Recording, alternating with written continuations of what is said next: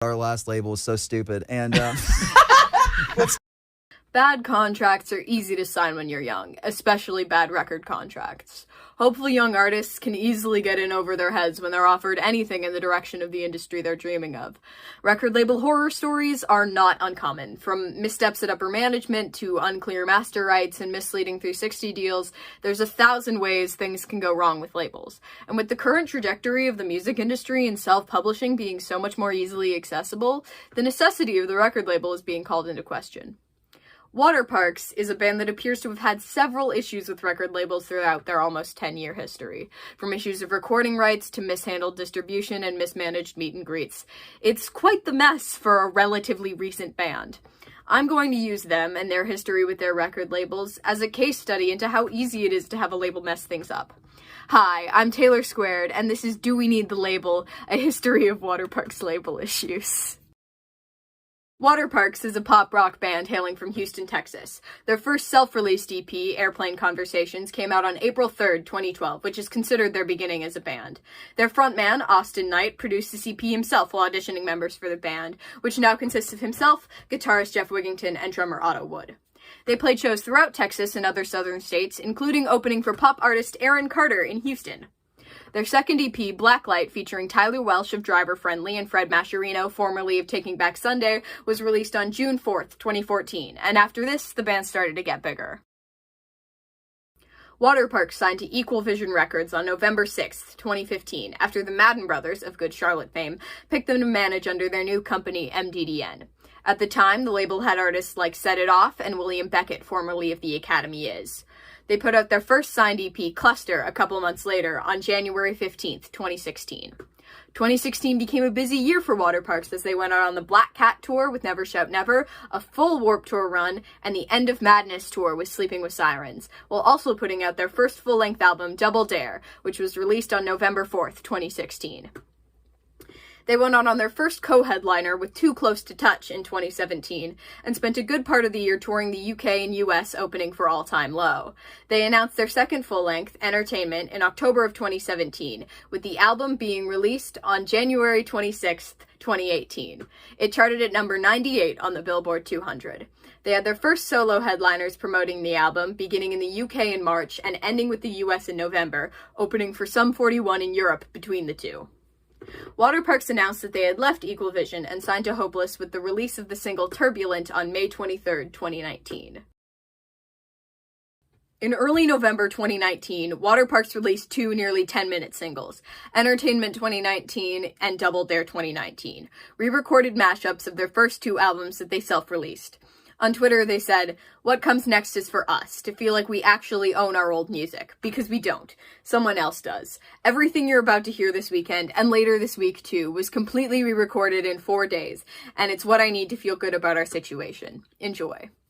Later, they tweeted, "Anyway, I don't think I'm supposed to talk about this stuff publicly, so I'll probably delete, but I think understanding the intention and context adds so much worth to the art in general, and what's coming is no exception. Alright, bye, and get tickets to the Fandom Tour." Fandom, Waterparks' third full-length album, was released on October 11th, 2019, under Hopeless Records, which has bands like Sum 41, Newfound Glory, and The Wonder Years. Austin Knight has always written lyrics that are very specific and personal, so if he was dealing with a lot of label trouble, it was bound to come out in the music. On the song Watch What Happens Next, track 2 on Fandom, Austin writes, "Got nothing for my label, but you pay me what you owe me," which implies even more. Austin talks about feeling like his art was mismanaged when they were on the label in an interview with Zach Sang in 2019. They posted a tweet one time where they're like, "What do you think the next Waterparks single should be?" And they made like a Twitter poll. They're like, "What should we make a video for?" I was like, how fucking dare you, like, offer this up to the, like, as if these fucking people have a choice in what I do with my art. At the end of January 2020, both of the 2019 versions were taken off of streaming platforms by Equal Vision Records due to copyright issues. Now this is the part where I clarify that I'm not involved in this situation. I do not know anyone involved with this situation, and everything I say for the rest of this section is entirely speculation and in no way fact. At all. I am an idiot. I think Waterparks was given a shitty contract. It happens, especially when you're young and being offered deals. There aren't a ton of people who will tell you how to not get screwed over by a label. I wouldn't be surprised if they just got a shitty contract where Equal Vision owns their music, which they've said. It's also possible that they had a bad deal getting out because things didn't really escalate publicly until well after they had left the label. It's quite possible that they had attempted to negotiate copyrights and master recording ownership with the label after the fact, probably learning that they were screwed over. There could have been a court case, which is probably why they can't talk about it much. There also might be a non-disclosure agreement, which means that we could get more information in the future. It's a difficult situation, and Austin, at least on the surface, supports the fan hatred of Equal Vision. Disliking the label is in the fandom's zeitgeist, and no one has ever said to stop, in a way. Waterparks is more connected to their fandom than a lot of other bands, and if it was really causing that much of a problem, someone, likely Austin, would have said something. And being mad at labels culture will continue in the Waterparks fandom and will be very important for the rest of the video. A note on this part, Waterparks is still signed with 300 Entertainment and has not publicly said anything severely against them. Major grievances with the label come mostly from former artists and fans of Waterparks. On September 24th, 2020, Waterparks put out the single Low Key as Hell after Austin leaked it in a live stream on September 17th and announced that they had signed to primarily hip-hop label 300 Entertainment. They say their goal is to go around major labels and to focus on digital distribution. They have artists like Megan Thee Stallion, Fetty Wap, and Highly Suspect. Austin stated that they were taking steps to help rock by moving to 300 and keeping their guitars. The label has faced criticism from Migos, who said that the label wouldn't let them release music for a period of time and held them back from continuing to make music, especially outside of the label. And Rich the Kid, who went on a rant about how the label was trying to keep him in his contract. There was some level of backlash when it was first announced that they'd signed to 300, mostly by fans who didn't like that they'd signed to a hip-hop label.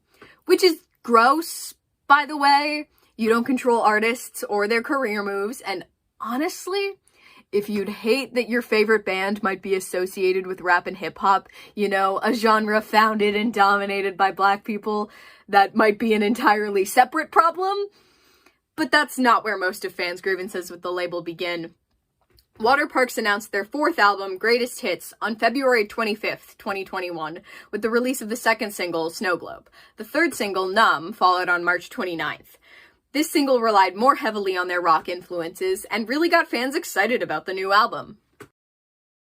With all this excitement and only a couple months left before the release of the album, in early April, Waterparks announced the release of primary color CD variants, each with exclusive bonus tracks and art. There were only going to be 1,000 of each, with no repressings. CD collectors were going insane, wanting to know the exclusive content on each variation. It was announced half an hour before pre-order began that they would actually only have 500 of each variant, with Austin tweeting that it was because some dick shit little loser piece of shit won't listen and do their job. And about here is where we can see opinions of 300 Entertainment start to shift.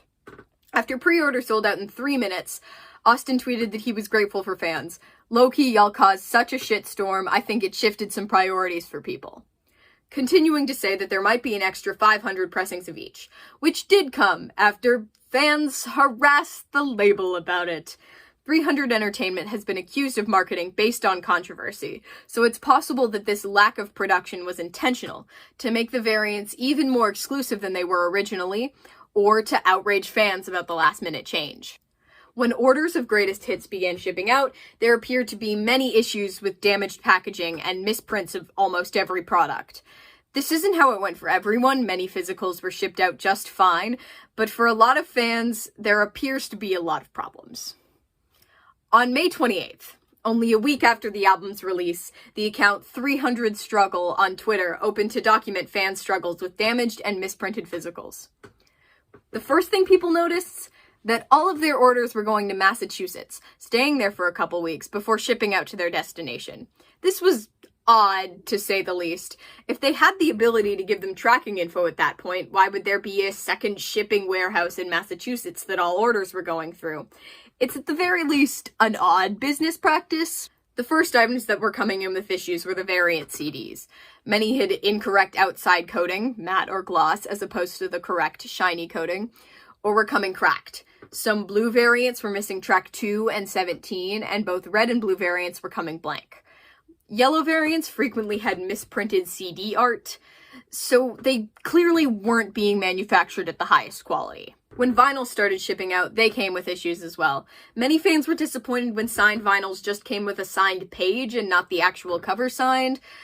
In my opinion, that's not the worst. Each member of Waterparks lives across the country from one another. It costs money to send everything to all those places to be signed. There's at least a reason there. I understand the disappointment, though.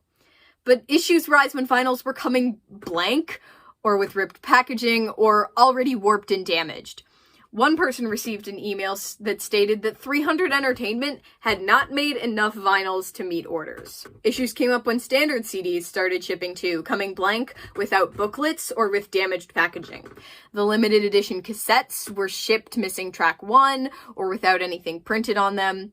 Incorrect products were being shipped, and overall, there were many issues. After fans began discussing their issues with products on Twitter, Austin Knight and the Waterparks account began replying to these tweets with a link to replace damaged goods, which is very good on their part. Did the label, whose website people were ordering from, ever promote this link? No. 300 Entertainment has not promoted any way to replace damaged goods, and has had to send replacements that were not what fans ordered, including misprinted replacements in the colored CD variants. Many corrected CD variants were not sent out until the end of September. After the release of the second single, Snow Globe, in February, Waterparks put out 500 novelty snow globes as merch. These sold out in minutes, and fans seemed excited. These snow globes began shipping out at the end of October. Let me count that here for you. February, March, April, May, June, July, August, September, October. 9 whole months. An entire baby could have been both conceived and born in the time it took to ship these snow globes out. That's ridiculous.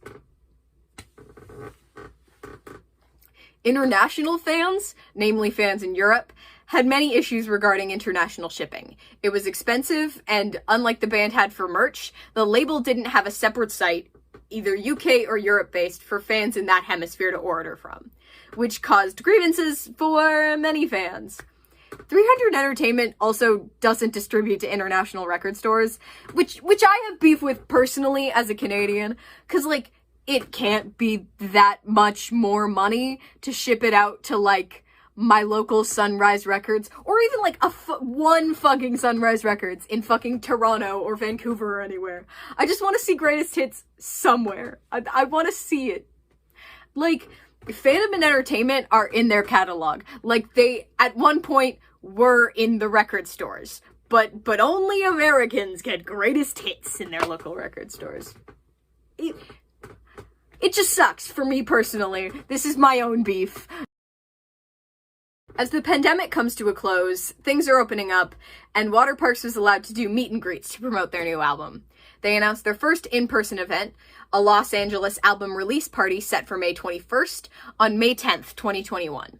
This event went extremely well, and both fans and the band began looking forward to future events.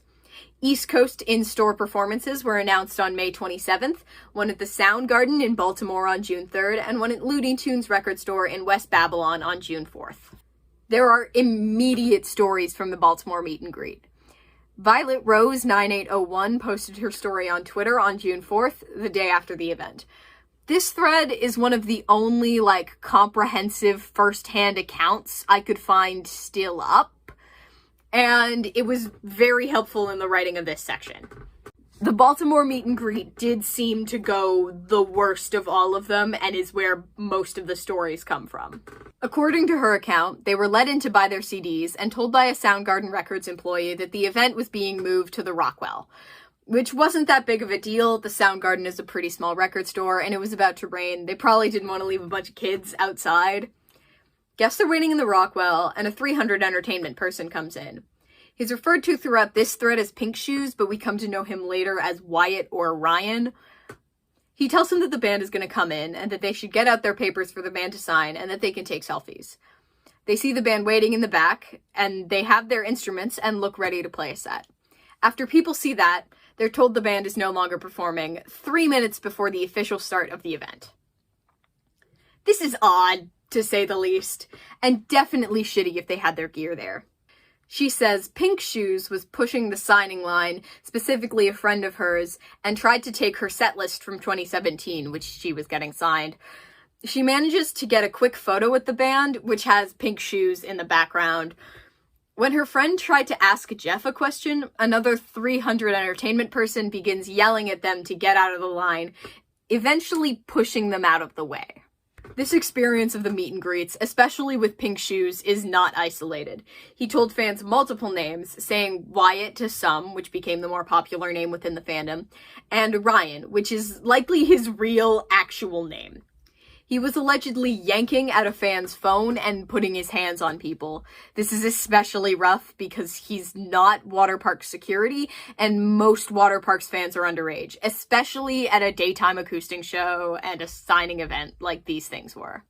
Waterparks never commented on this person, but I don't necessarily know if they are responsible for that, or if they even can, seeing as Avery, who has a pretty comprehensive thread about the whole situation with him on Twitter, found his, actual LinkedIn page, and he's, a senior VP at 300 Entertainment, and, that's a pretty high up position. I don't know, what the artist can say about that if they still wanted to be supported by the label.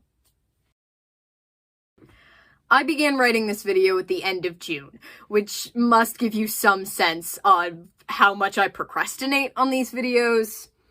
All the stories were relatively recent. Touring was yet to start again, and the dominant Parks fandom meme was anti-300 Entertainment.